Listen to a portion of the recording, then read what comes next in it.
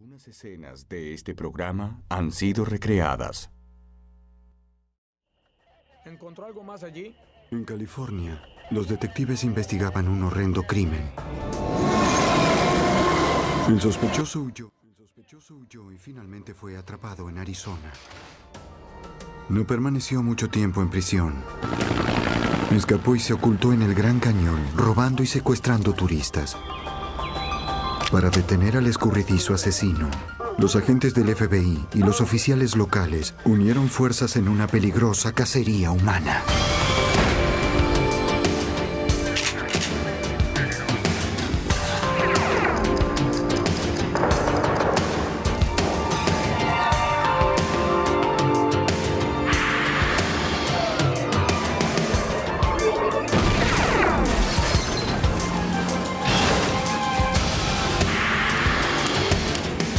Los archivos del FBI. Un asesino estaba suelto en un popular destino turístico de los Estados Unidos. Armado y desesperado, evadió a la policía en diversas oportunidades. Al acercarse el fin de semana del 4 de julio, miles de personas se convertían en posibles blancos. Soy Jim Castron, exdirector del FBI en Nueva York. Los agentes utilizaron todos los medios para rastrear al asesino antes de que cometiera otro crimen. Se busca. En las primeras horas del 20 de septiembre de 1990, un pescador arrojó una línea en el río Burns Cat, cerca de Stockton, California. Sintió un tirón y sacó del agua algo muy pesado.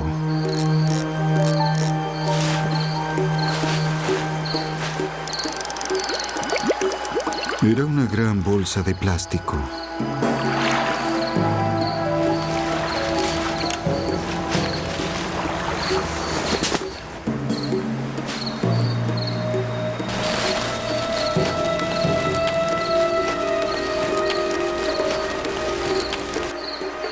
En su interior, halló una pierna humana.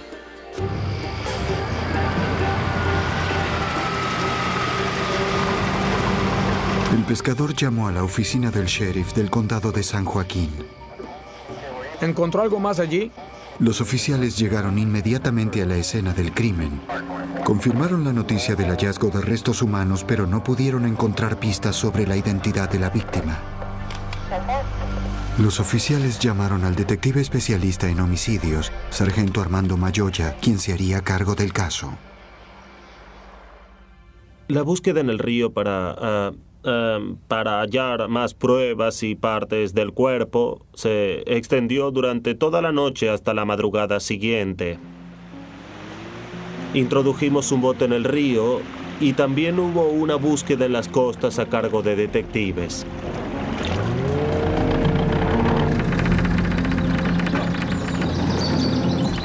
Con la primera luz del día, los oficiales comenzaron a rastrillar el río.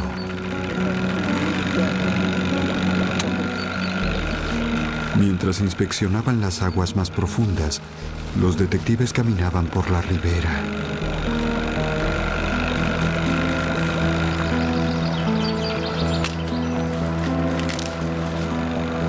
No pasó mucho tiempo antes de que hallaran otra bolsa de plástico.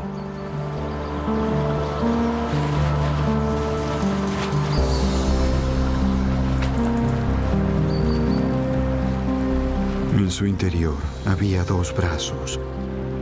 Las muñecas se hallaban amarradas con una cinta adhesiva.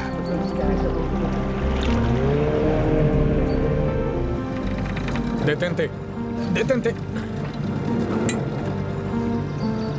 Cerca del bote, los oficiales recogieron otro objeto.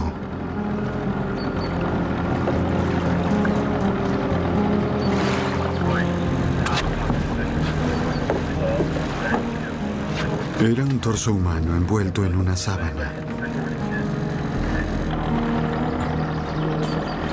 ¡Oh, Dios, mira! Más tarde hallarían la pierna derecha, la cabeza de la víctima y ropa. Todo en bolsas plásticas separadas. 10:54. Tras varias horas de búsqueda, los investigadores habían recuperado un cuerpo masculino entero. Está buscando ayuda. 10:04. Los detectives no sabían quién era la víctima. Fue un caso de asesinato brutal, ya que alguien se había tomado el trabajo de descuartizar a una persona, transportarla en distintas bolsas y deshacerse del cuerpo sin reparos. Fue algo muy, muy duro y frío. En la morgue, el forense examinó los restos.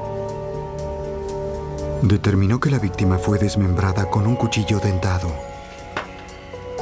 Llevaría mucho más tiempo determinar la causa real de muerte, o si el hombre se hallaba vivo mientras era desmembrado. Los detectives revisaron la ropa y hallaron una billetera que contenía una licencia de conducir de California. Pertenecía a Sam Lee McCulloch, de 40 años, de Stockton. Los registros policiales demostraron que McCulloch había sido arrestado por delitos menores. Una huella dactilar confirmó su identidad. Luego de informar a la familia McCulloch sobre su muerte, los detectives inspeccionaron su casa en busca de pruebas. Una vez que la víctima fue identificada y supimos el nombre y lugar donde vivía, nos dirigimos hacia esa dirección. La víctima vivía en East Mariposa 5200 en South Stockton. Los oficiales acordaron un encuentro con la novia de Sam McCulloch en su casa. ¿Se ha ausentado alguien? Sí, mi novio. Ella había informado la desaparición de McCulloch temprano ese día. Lo llamé por teléfono. Debido a que él no la había llamado en varios días, la mujer inspeccionó la casa de McCulloch y vio que el lugar era un caos. Faltaban muchas cosas, incluido su Jeep Cherokee blanco. Su auto no está. También faltaban 2 escopetas, un revólver y una pistola semiautomática calibre 9 milímetros. Gracias. Observe aquí, por favor. En el baño, un oficial hizo un importante descubrimiento. Estábamos por irnos cuando enfocamos las cañerías y vimos un reflejo que venía del resumidero. Parecía el destello de una lentejuela. Los investigadores sabían que era colágeno, una sustancia que se encuentra en los huesos y que posee una cualidad reflectiva. Mirando más profundamente en el resumidero, encontramos sangre, tejido y hueso, y mucho cabello. Y basándose en eso, había una gran posibilidad en ese punto de que la víctima hubiera sido desmembrada en la tina de la residencia. Sigan por acá, acérquense más. Justo aquí, justo aquí. Más tarde, las pruebas de laboratorio confirmaron que la sangre y el cabello coincidían con los de McCulloch. Finalmente, el médico forense determinó que McCulloch había muerto antes de ser desmembrado. La causa de muerte fue una herida de bala en la frente. Justo aquí. ¿Qué calibre cree que es, Doc? La pólvora indicaba que le habían disparado a quemarropa. El forense extrajo los fragmentos de bala y los envió al Laboratorio Estatal de Balística. Los examinadores estudiaron el tamaño, peso y composición de los fragmentos, determinando que el arma homicida era un rifle calibre 22. Al comparar los fragmentos con balas disparadas en las pruebas de armas similares, se pueden identificar modelos específicos. Los expertos del Departamento de Justicia de California creían que el arma usada era probablemente un rifle Western Field.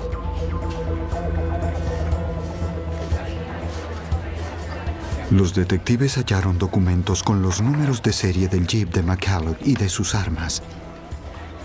Los números fueron remitidos al Centro de Información Nacional del Crimen. Es una base de datos a nivel nacional, aprovechada por organismos policiales para rastrear a un criminal, personas desaparecidas y bienes robados. De aparecer las cosas en algún lugar, se informaría a la policía de San Joaquín. 10:30. Calle Galarton 22 2200, calle Gallerton 2200, en el cruce con Avenida Cox. Días más tarde, un oficial de policía de Stockton halló el jeep de la víctima abandonado a varias millas de la casa de McCulloch. Sin embargo, los análisis no proporcionaron pruebas adicionales. Los investigadores todavía no tenían pistas sobre el asesino. Recorrieron el barrio de McCulloch esperando encontrar un testigo. Hola, ¿puedo ayudarlo? Nadie informó haber visto o escuchado algo inusual. ¿Sabes si tuvo algún problema en el pasado? Pero un vecino recordó que McCulloch había sido robado 2 años atrás. Muy bien. Los registros policiales confirmaron el hecho. Al realizar una investigación, se descubrió un informe que indicaba como sospechoso a Stephen Horning. Aparentemente, de acuerdo a la víctima, Stephen armado le robó. Era la primera pista sólida. Stephen Horning no se encontraba en su último domicilio declarado. Entonces los detectives rastrearon a su hermano mayor, que era un oficial de policía del campus de una universidad cercana. Les dijo a los detectives que Stephen era uno de los 5 hermanos y que era muy apegado a uno de ellos, Danny Ray Horning. Siempre estaba con él. Bien, ¿tú qué crees? ¿Por allí? ¿Está por ahí? Sí. Stephen y Danny pasaban mucho tiempo juntos. Sí, lo veo. Cazaban y pescaban en el río Barncat, el mismo en el cual se encontró el cuerpo de McCulloch. Les comentó a los detectives acerca de un viaje de cacería en particular que Stephen y Danny habían hecho. Dispararon a un ciervo, lo llevaron a casa y lo carnearon en la tina de la residencia. Y eso fue muy importante, ya que la víctima había sido desmembrada de la misma forma. De acuerdo. El hermano mayor de los Horning proporcionó otro dato familiar a los detectives. Luego de carnear al ciervo, Danny esparció los miembros del animal en bolsas plásticas negras de basura. Los detectives pensaron que el hecho era misteriosamente parecido al asesinato de Sam McCulloch. Pidieron al hermano que identificara la ropa que habían hallado en una bolsa en el río Barncat, que contenía partes del cuerpo. Dijo que algunas prendas se parecían a las que solía usar su hermano Danny. La policía notó que ningún miembro de la familia Horning había visto a Stephen o Danny desde el 19 de septiembre, la fecha en que probablemente fue asesinado Sam McCulloch. La investigación continuó hasta un punto en el cual probablemente había causas suficientes como para presentar el caso ante un juez y se emitió una orden de búsqueda de Stephen y Danny, junto con una orden de arresto. El 20 de noviembre de 1990, 2 meses después del asesinato, los oficiales del sheriff de San Joaquín regresaron al tráiler de los hermanos que se encontraba detrás de la casa de sus padres. No había nadie adentro. Entonces los detectives registraron los alrededores. Tú ve por ese lado, nosotros por este.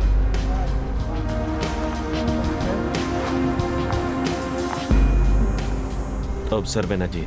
Sí, parece ser. La culata y el cañón recortados de un rifle. Los peritos habían informado que el arma usada para matar a McCulloch era probablemente un rifle calibre 22 de la marca Westernfield. El cañón encontrado en el terreno lindante al de la casa del sospechoso pertenecía a una Westernfield calibre 22. Al día siguiente, los oficiales regresaron al tráiler. Uno de los hermanos, Stephen Horning, se encontraba allí. ¿Quiere poner las manos en la espalda, por favor? Fue arrestado y acusado de homicidio. Deberá acompañarnos. El segundo sospechoso, hermano de Stephen, Danny Ray Horning, no podía ser hallado en ninguna parte. Siéntese aquí. Cuidado con la cabeza. Hemos hallado al sujeto.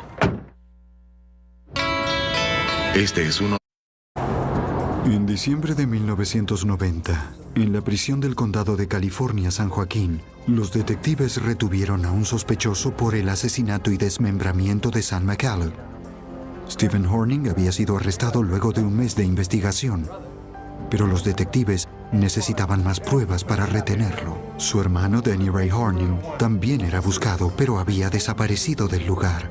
Stephen juró no tener nada que ver con el homicidio y que no sabía dónde se encontraba Danny. Sabiendo que Stephen no los ayudaría a encontrar a Danny, los investigadores se acercaron a su padre en busca de respuestas. El señor Horning ofreció al detective sargento Armando Mayoya valiosa información respecto de la que posiblemente fuera el arma homicida. Luego de hablar con el padre del sospechoso, supe que Danny había sido visto con un rifle recortado calibre 22. Te apuesto a que puedo darle. Te lo demostraré. Su padre dijo que Danny y Stephen estaban detrás del tráiler cuando Danny le disparó a un perro con su arma calibre 22. Después, Stephen le disparó con una ballesta. Ya lo hice. El señor Horning creía que sus hijos habían enterrado al perro en el terreno ubicado detrás del tráiler. Los investigadores inspeccionaron el jardín de los Horning. Advirtieron que un sector parecía estar cubierto con tierra recientemente removida y comenzaron a cavar. Encontraron al perro y otro detective descubrió que había una bala en la cabeza del animal.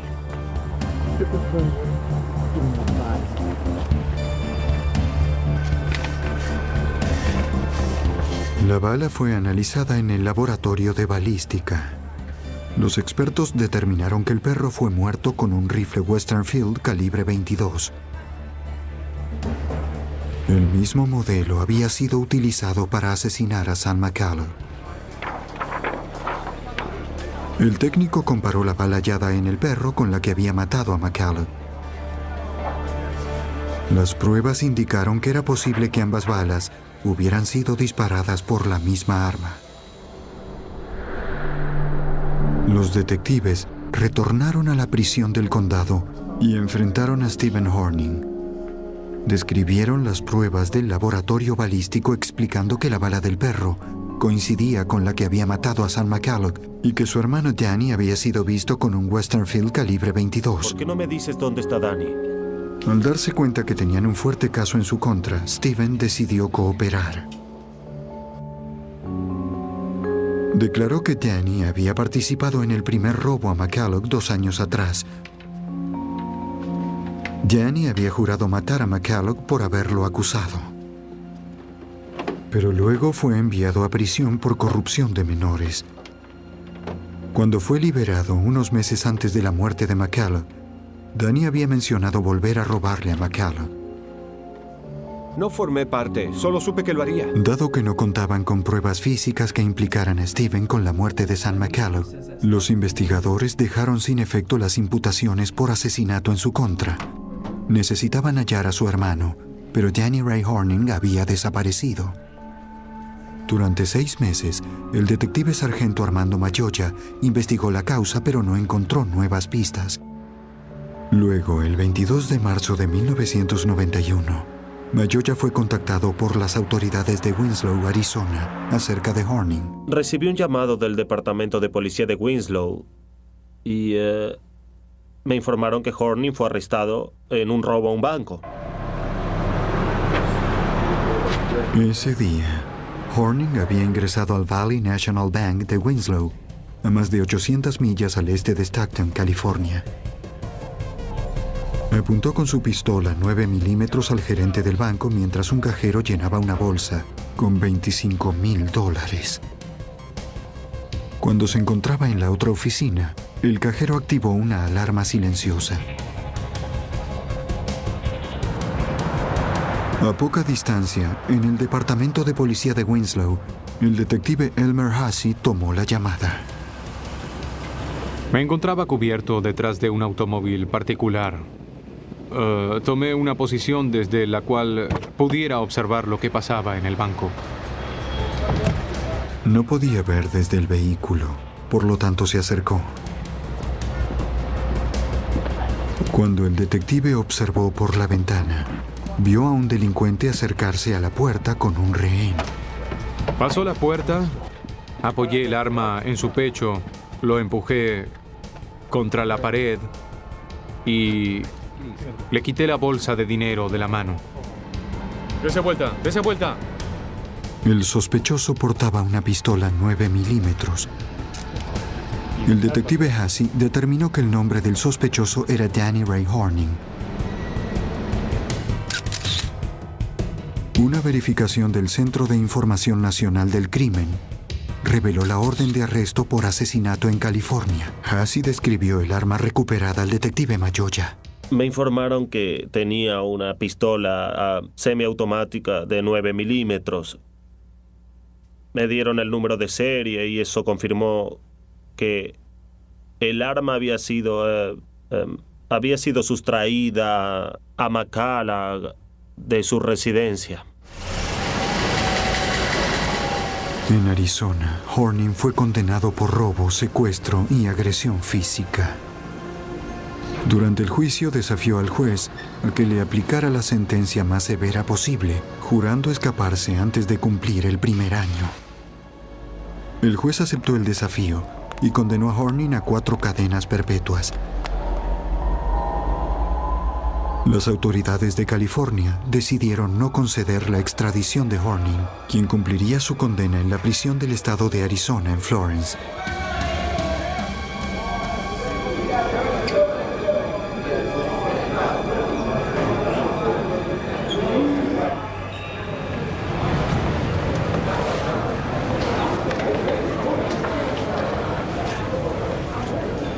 El 12 de mayo de 1992, durante el conteo de reclusos de las 4 en punto, los oficiales descubrieron que el prisionero número 85897 no se encontraba en su celda. La prisión fue cerrada y se realizó una estricta búsqueda, pero no podían encontrar a Danny Ray Horning. El criminal, sospechado de haber cometido un asesinato, se había dado a la fuga. El 12 de mayo de 1992, en las afueras de la prisión del estado de Arizona en Florence, comenzó una masiva cacería humana contra Danny Ray Horning, quien se encontraba cumpliendo 4 cadenas perpetuas. Horning también era sospechoso de haber cometido un horrendo desmembramiento en California. El investigador del correccional de fugitivos, Doug Schuster, ayudó a organizar la búsqueda. Contamos con expertos rastreadores, perros, vehículos, equipos. El plan era localizarlo y detenerlo. Planeábamos verlo, seguir su rastro con perros, caballos y hombres y localizarlo. Los grupos policiales locales, estatales y federales respondieron fuera de la prisión. Pero Horning había desaparecido del lugar. Mientras los equipos extendían el área, Schuster retornó a la prisión para tratar de descubrir cómo se había escapado el acusado de asesinato. Los oficiales de la prisión se contactaron con el FBI para ayudar en la investigación. Esto es lo que pudimos verificar. Las autoridades primero verificaron los registros de Horning. El condenado había sido alojado en la unidad central, el área más segura de la prisión. No había pruebas de que hubiera cavado un túnel o traspasado, de alguna otra forma, las paredes de la unidad. Interrogaron a los oficiales del correccional e internos para determinar los últimos en la prisión. Doug Schuster primero determinó por qué Horning no se encontraba en su celda. No siempre todos los internos están encerrados. Algunos se encuentran trabajando en construcciones, otros en la cocina. Por lo tanto, hay un porcentaje de internos que se supone deberían estar en sus celdas y otro porcentaje que no estaría allí, pero sí en una lista.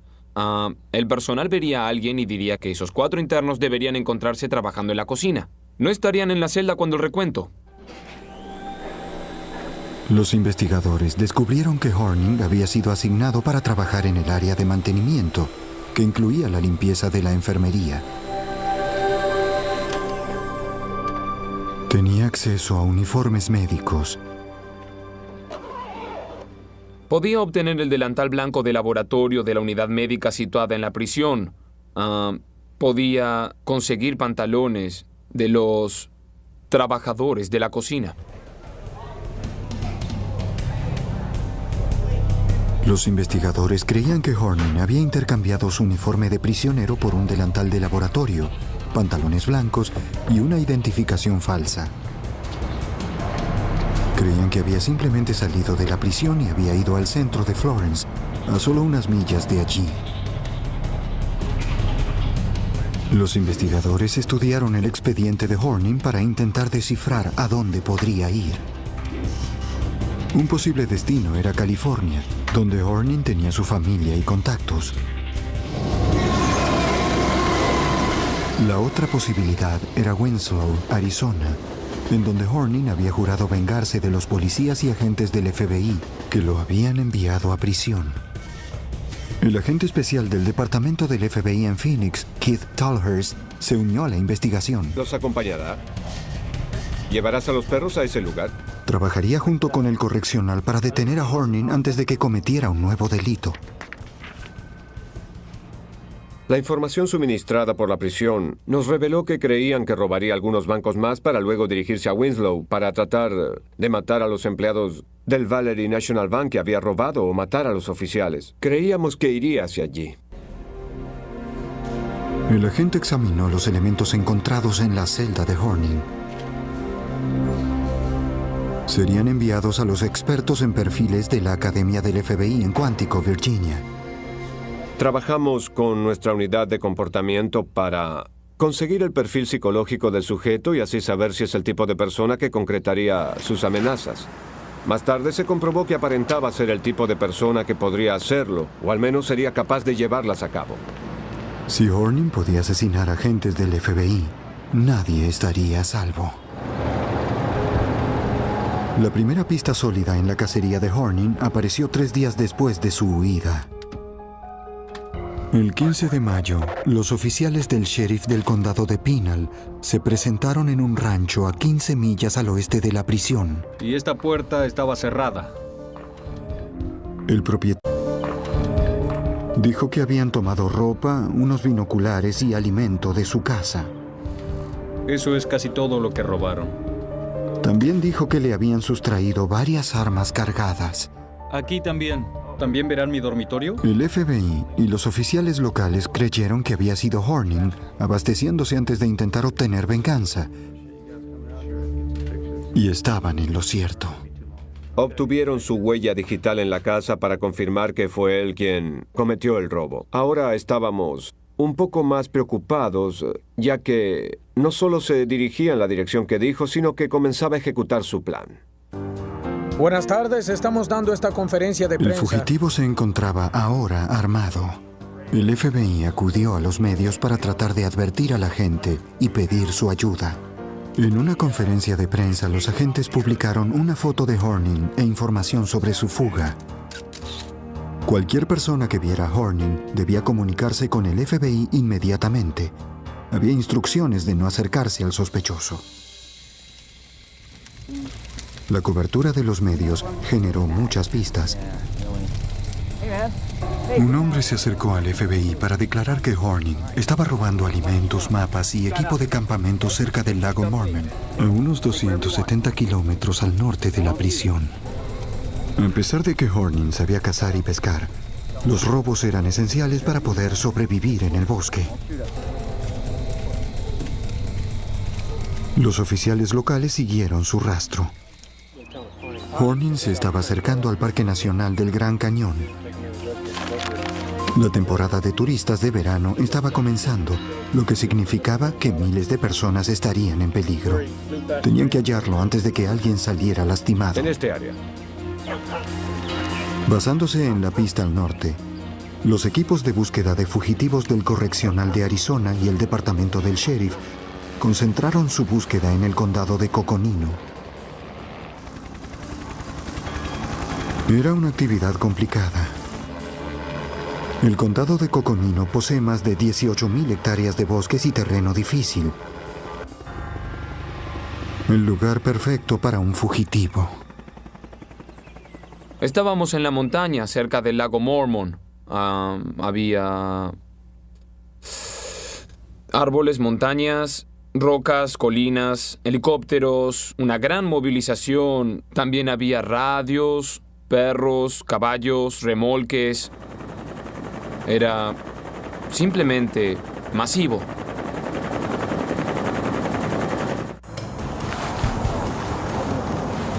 El 13 de junio de 1992, un oficial del Servicio Forestal Nacional se encontraba patrullando el campamento del condado de Coconino. El oficial divisó a Horning caminando por un área boscosa. Era muy peligroso para un solo oficial perseguir al asesino armado por el bosque. Así están las cosas. Cuando llegaron los refuerzos, Danny Ray Horning había desaparecido otra vez. El temerario asesino aún estaba suelto. Durante el verano de 1992, Danny Ray Horning escapó de la prisión de Florence, Arizona, tras cumplir solo 9 meses de sus 4 condenas perpetuas. El FBI creía que el sospechoso se dirigía ahora hacia Winslow, Arizona, para vengarse de los agentes que lo habían atrapado. El 11 de junio, los agentes respondieron a un reporte de robo cerca de la ciudad de Pine, a mitad de camino entre la prisión y Winslow. Esta vez Horning había robado un camión. Ahora contaba con un vehículo, estaba armado y se acercaba al Parque Nacional del Gran Cañón mientras decenas de miles de turistas comenzaban sus vacaciones. Durante 10 días no volvieron a verlo. Con el camión podría estar a cientos de kilómetros.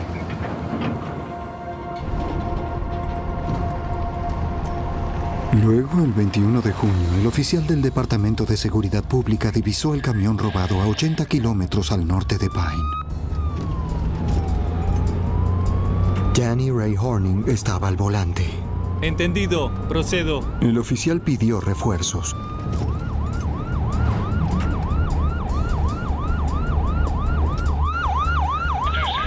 Antes de que llegaran los refuerzos, Horning saltó del camión y huyó a pie al ahora conocido bosque.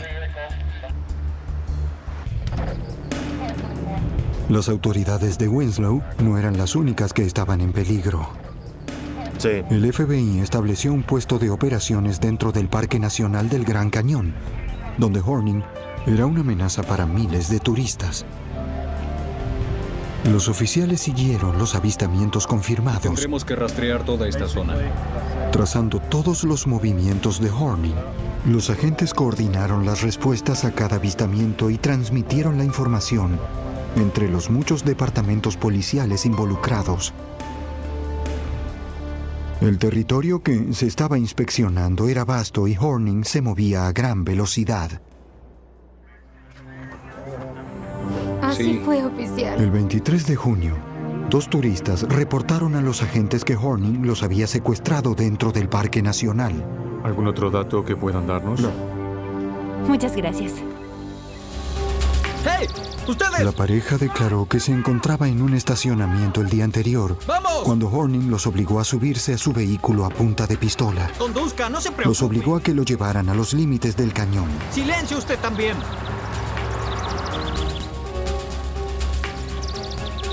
Se registró en un hotel y obligó a los prisioneros a entrar. Su arma les impidió que pidieran ayuda. ¿Lo entiende? La pareja temió que les disparara en cualquier momento. Necesito que libere a mi hermano. Horning grabó un mensaje para las autoridades. Necesito una garantía. Exigió que su búsqueda fuera cancelada. Al menos durante los próximos 3 días. También ordenó la liberación de uno de sus hermanos y un rescate de $1 millón por la familia que tenía pensado secuestrar a cambio de la pareja sin hijos. Al día siguiente, Horning obligó a la pareja a llevarlo a un negocio, donde compró equipos para acampar, ropa nueva y comida. Pero antes de encontrar una familia con niños para secuestrar, un oficial del servicio forestal lo reconoció y comenzó a perseguir al vehículo. ¡Vamos, muévase!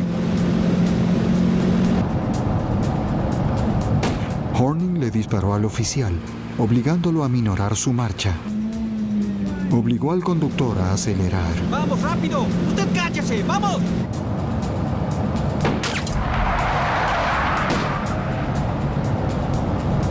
Aquí, deténgase. Cuando logró cierta distancia, Horning ordenó que el vehículo se detuviera. ¡Quédense ahí! Se bajó y siguió su huida a pie.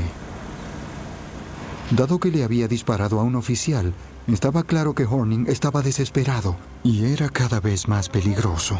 Teníamos información de que Horning había jurado que no lo atraparían con vida.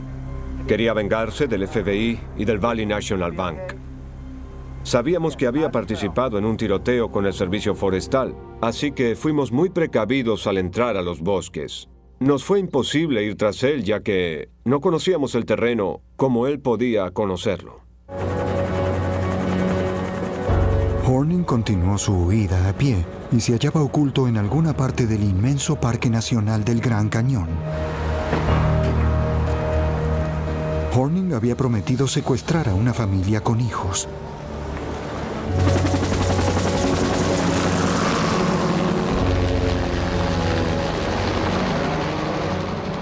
La policía debía hallar al asesino antes de que tuviera la oportunidad de matar nuevamente.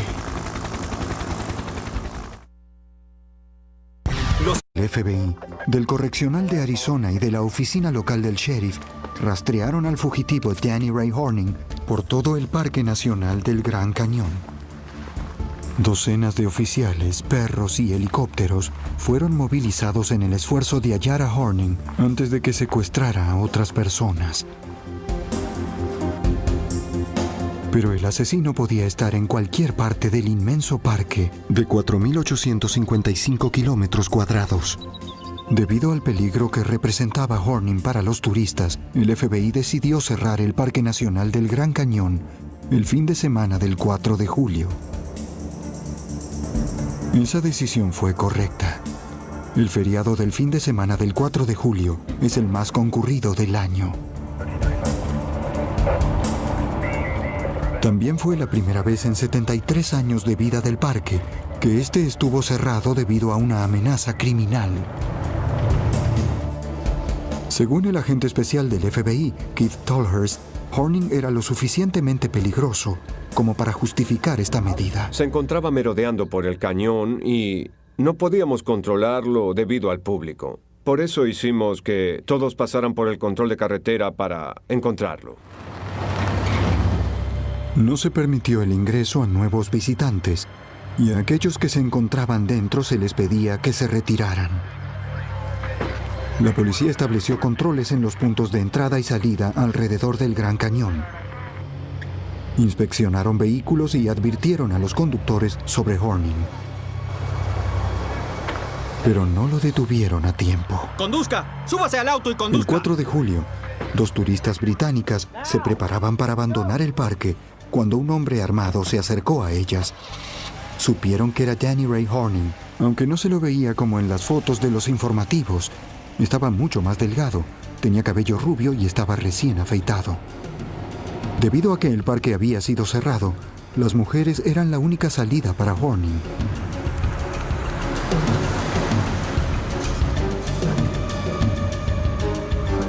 En un control, un guardia forestal detuvo el vehículo y habló con sus pasajeros. Horning amenazó con matar a las mujeres si hablaban.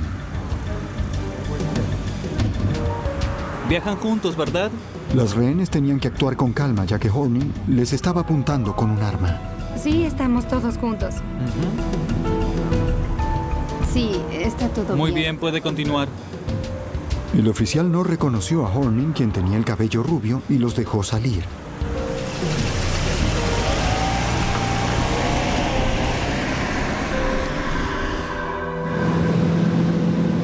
Una vez fuera del parque, Horning las obligó a conducir 96 kilómetros al sur hacia Williams, Arizona.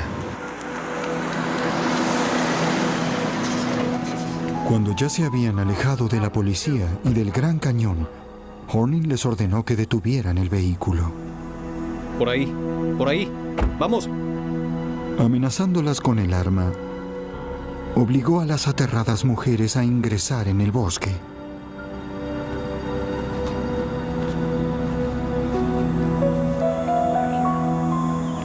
Las mujeres creyeron que Horning las había llevado allí para ejecutarlas.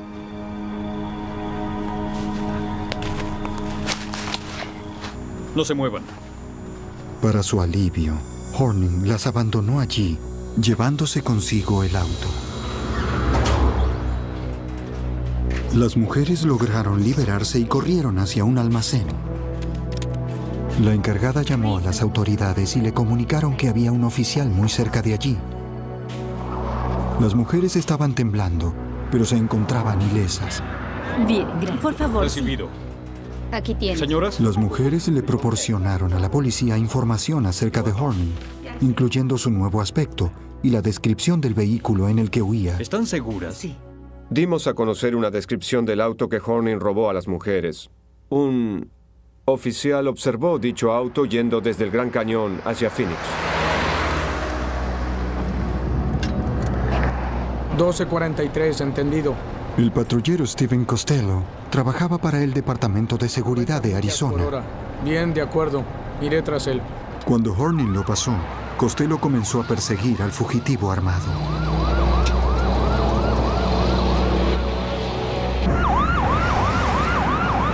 En poco tiempo, esto se convirtió en algo más que una persecución automovilística. Escuché una gran explosión y pensé que algo andaba mal en el automóvil. Observé los indicadores y todo estaba en orden. Ahí me di cuenta que me había disparado y entonces le comuniqué a la central lo sucedido y que me encontraba ileso y decidí seguir con la persecución. El disparo obligó al oficial a mantener distancia. Tomará la bajada en... Pero sabía que Horning no debía escaparse. 2:17. 2:23. El fugitivo intentó escapar doblando cerca del poblado de Sedona. Tomó la salida y pude ver cómo frenaba bruscamente y luego derrapaba. Y tuvo un pequeño accidente, golpeó una señal. En ese momento grité, «¡Quieto, deténgase!». El disparo falló. El oficial tenía órdenes de no seguir a Horning dentro del bosque. El sospechoso ingresó en el bosque a pie. Cuando llegaron los refuerzos, los agentes y oficiales comenzaron una búsqueda en el área. Otra vez, no podían hallar a Horning. Al anochecer se dio a conocer una pista en el puesto de operaciones. Un residente declaró haber visto a Horning bebiendo agua de la manguera en el jardín de una casa en un vecindario cerca de Sedona. Un patrullero de frontera respondió al llamado. Hasta donde se sabía, Horning aún estaba armado.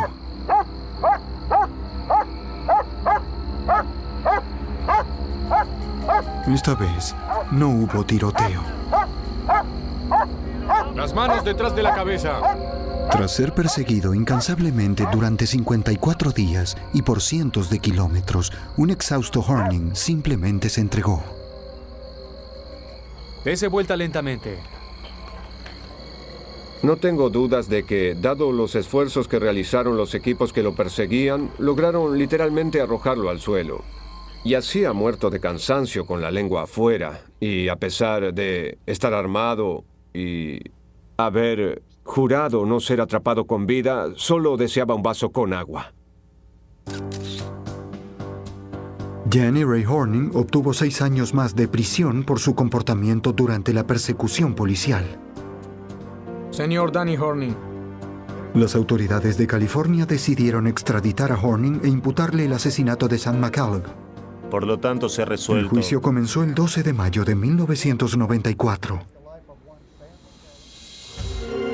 Los fiscales probaron que en septiembre de 1990, Danny Horning irrumpió en la casa de Sam McCulloch con el fin de robarle. ¡Al piso!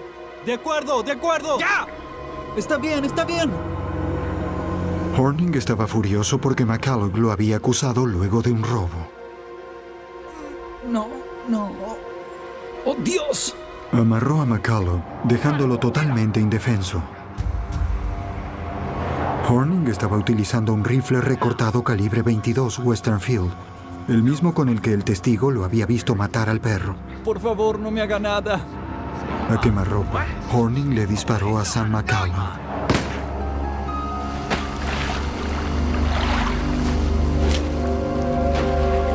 Las pequeñas manchas de sangre, como también los tejidos humanos encontrados en el drenaje, indicaban que Horning había desmembrado a su víctima en la tina. Luego arrojó las partes de su cuerpo en el río Burns Cut. Sí, usted de hecho. El 15 de julio de 1994, luego de casi 4 años del asesinato de Sam McCallum, un jurado de California halló a Horning culpable del asesinato. Fue sentenciado a pena de muerte. Gianni Ray Horning fue enviado a la penitenciaría de San Quintín. Se encuentra encerrado en una celda de máxima seguridad a la espera de su ejecución.